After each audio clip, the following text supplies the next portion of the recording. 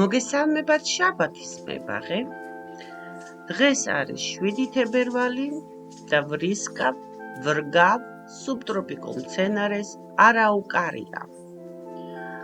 არაუკარია არის მარადმწვანე წიწვოვანი მცენარე იურიული პერიოდიდან და წარმოგიდგენიათ დინოზავრები იყვნენ მის ქვეშ. ყინვას უძლებს სადღაც -15 გრადუსამდე, ესაც გაჭირვებით. ზრდის ტემპი აქვს საშუალო 20-30 სანტიმეტრი წელიწადში, ზრდასრულ ასაკში შეიძლება იყოს 30-40 მეტრი, დიამეტრში 6 მეტრი, უყვარს ნათელი, მაგრამ არა კაშკაშამზე, ნათელი ადგილი, ქარისგან დაცული, მორწყვა ზომიერი, ოდნავ მჟავე და დრენირებული ნიადაგი. დრენირებული ნიადაგი ნიშნავს, რომ წყალი არ უნდა გვხვდებოდეს განსაკუთრებით ფესვებთან. ზადი ქვიშა, ცოტა წყალი, მცენარე არის ტორფში ჩარგული. ეხლა მისთვის უნდა შევქმნა ისეთი პირობები, რომ ფესვები გადაურჩე, შეიძლება თავი მოეყინოს, თუ ყინვები დაბრუნდა ძლიერი, მაგრამ ვფიქრობ გაუძლებს. დიდ ორმოს გავაკეთებ, შიგ ჩავყრი პატარა ხის ნარჩენებს, ფოთლებს გამომშრალს, ქვიშას, დრენაჟს კარგს გავუკეთებ და ჰაეროვანს გავაკეთებ, რომ არ გაეყინოს ფესვთა სისტემა. და შემდეგ წყალსაც მივახმართ, ვიცით რომ როდესაც წყლით არის გაჟღენთილი მიწა, ნაკლებად იყინება, როცა სველია და აგრეთვე აუცილებლად დავმულჩა.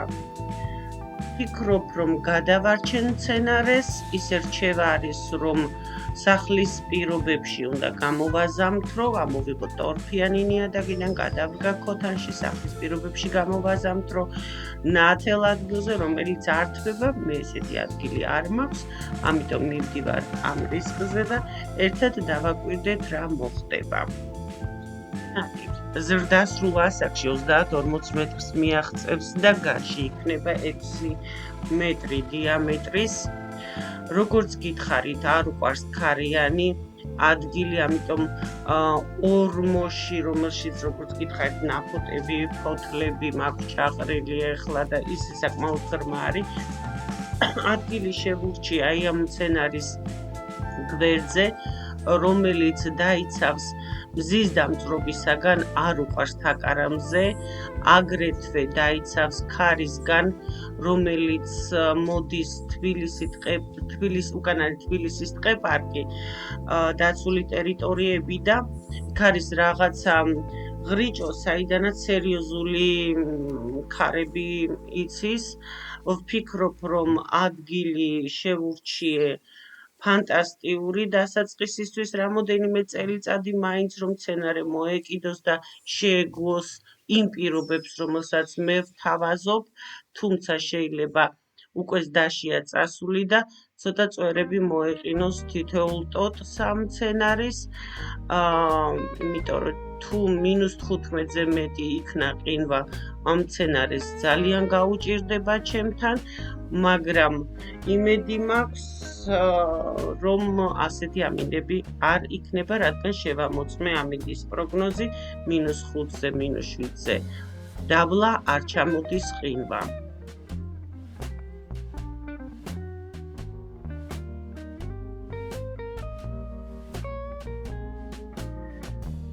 ბურებ უკვე ქვიშას ვამატებ, ორმო ქოთანზე 3-4 ჯერ დიდია, როგორც გითხარით, რომ ვაფხვიერებ, რადგან თიხიანი მიწა მაქვს მე, ვაფხვიერებ გარშემო ნიადაგსაც, რომ არ გაიყინოს მცენარე. ეხლა ცოტას დავუმატებ წყალს, რომელიც აგრეთვე დაეხმარება ფესვებს, რომ კარგად მოეჭიდოს ფესვებთან. მიწა ახლოს მოხდეს, ახლოს არ მჭიდროდ მოხდეს, რომ ჰაერის უბეები არ გაკეთდეს და სოკოვანი დაავადებები ლპობა არ გამოიწვიოს მცენარემ, თუმცა ზამთარში მე იმდენ წყალს არ ვხმარობ, რამდენსაც ჩვეულებრივ, როგორც წინა ვიდეოებიდან იცით, ფაქტიურად მცენარეს ვრგავ ტალახში. ამჯერად ასე არ მოვიქცევი. ეხლა რო შევხედოთ, ნახეთ, თვლად კარგად არ არის ამ ქოთანში მცენარე გახარებული, რადგან ეს კომი ეგრეთ წოდებული დაიშალა. მთლიანად ესეთი შემწოვი ფესვები წვრილი ნაკლები აქვს. მცენარეს ამ შემწოვი ფესვებით იკვებება და ქვემოთაც რომ ვნახულობთ, შეხედეთ, ქოთნის გარშემოა ტოტი დახვეული, ხელითაც ვგრძნობ, რამდენად დიდი ტოტი არა, ფესვი დახვეული და რამდენად სქელი ფესვები არის. ეს რომ დავტოვო შემდეგ ზრდაში, რომ არ გავშალო, ხო, მცენარის ვარჯი გასქელდება და ეს მოახრჩობს. მცენარეს ანალოგიურად დამემართა ტუიაკონიკების შემთხვევაში არ შევამოწმე გამოუცდელობამ მიღალატა, ეხლა ამოსაღები მაქვს ეს ტუიები და გასაშლელი და ახლიდან ჩასარგავი, თუმცა შეიძლება უბრალოდ ჩავჭრა, უკვე მორგებულია მიწაზე ის ტუიები, ფესვები გვერდებიდან უბრალოდ ჩავჭრა, ბარით ან რამე ესეთი მსხვილი ინსტრუმენტით, ჭრელი პირით და ისე დავტოვო, იმიტომ რომ ამოღება რაღაცა სარისკოც მეჩვენება და მეზარება კიდევაც. როგორც ხედავთ, მოვარგე ორმოს, ძირითადი პირობა მცენარეს თუ ვგავთ, იგივე სიღრმეზე უნდა ჩავაღრმავოთ, როგორც იყო ქოთანში, მეტი არა და განსაკუთრებით მნიშვნელობა უნდა მივაქციოთ წიწვოვან მცენარეებს. წიწვოვანი მცენარის ყელი არაფრით არ უნდა ჩაღრმავდეს და ყელია ის, საიდანაც ფესვები იწყება.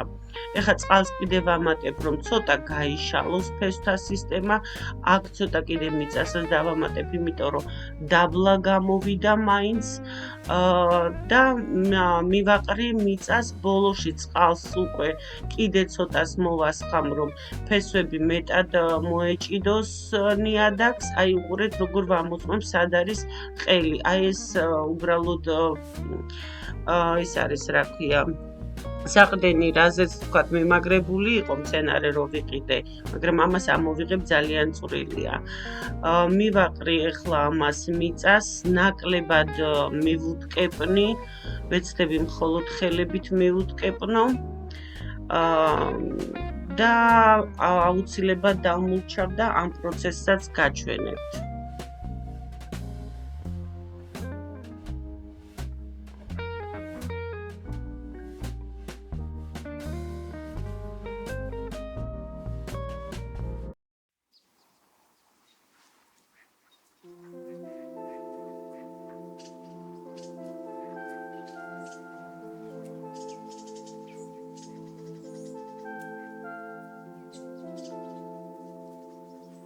ეხლა დავკვირდით, წყალი რომ დავასხი, ზემოდან მხვიერ მშრალ იგივე ნიადაგს მიწას მოვაყრი, რომ გითხარით, რომ თიხიანი მიწა მაქვს, არა მარტო თიხიანზე, სხვა მიწაზე შეიძლება ეს წყლის გამო გამკვრივდეს, დასკდეს, მასში ყინვა ადვილად ხდება, მისი საშუალებით და ნაპრალების საშუალებით ყინვა ადვილად ხდება ფესვებთან.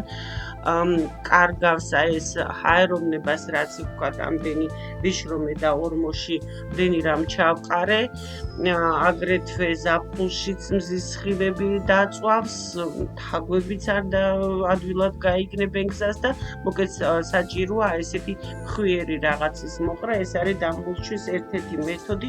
მე რო ამას ვაკეთებდე, ვთქვათ, შემოდგომაზე ან გაზაფხულზე, ამას უკვე აღარ დავმურჩავდი და კიდევ დამოვიწყდა, მე თქვა, რომ თუ დააკვირდით ორმოში მე საკვები არ შევიტანე, რათა არ გავაკეთო პროვოცირება ზრდის, ისედაც როგორც ხედავთ, აი მცენარის წიწვები აქვს, ნაზარდი აქვს მცენარეს წიწვებზე და ეს ძალიან საშიშია ზამთარში რომ არ მოიყინოს და მე არ უნდა გავაკეთო ზრდის პროვოცირება, ამიტომ საკვებს არ მივცემ და პირიქით მცენარე მზად იქნება რომ თავის გადარჩენისთვის ფესთა სისტემა გაიძლიეროს, ადვილად მოეკიდოს მიწას, იმით რომ დაიწყოს საკვების ძებნა მიწაში. ბოძი უკვე ჩავარჭე, ნორმალური, კარგა ღრმა ჩავარჭე და ქვემოთაც მივუტყეპნე, რომ თვითონ არ მოძრაობდეს. მისამაგრებლად ვიხმარ ჩვეულებრივ ძველ კოლგოტს. ეს არის სინთეთიკური მასალა, წელვადი მასალა, ანუ რომ გაიზარდოს მცენარე, არ დააზიანებს, გაიწელება. სინთეთიკური ნიშნავს, რომ წყალი არ დაგროვდება და არ დაალპობს იმ ადგილს, სადაც მცენარეს ეხება. კარგად შემოვახვევ, დავამაგრებ და თუ აკვირდებით, მე რო ვქვი, რომ ქარი საიდან უბერავს, ხო? აი საიდანაც უნდა დააკვირდეთ, საიდან არის მეტი ქარები და ძლიერი ქარები თქვენთან და იმ ხარეს უნდა ამოაფაროთ მცენარეს ბოძი, რადგან ბოძი მყარედ არის, ის არ გაინძრება. საპირისპირო მხარეს რომ იყოს, ვთქვათ, ახლა ამ ბოძიდან მეორე მხარეს, ხო? მცენარე ქარისგან მცენარე ბოძისკენ გადაიხრებოდა და დაიწყებდა ხახულს და დაზიანდებოდა. შესაბამისად, ეს რჩევაც გაითვალისწინეთ თუ საჭიროდ ჩათვლით.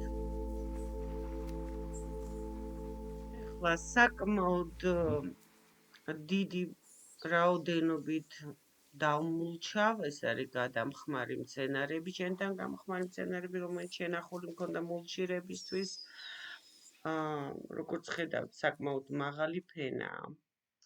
და შემდეგ კარგად მივუტყეპნი, რომ ქარმა არ წაიღოს. ამჯერად დაგემშვიდობებით,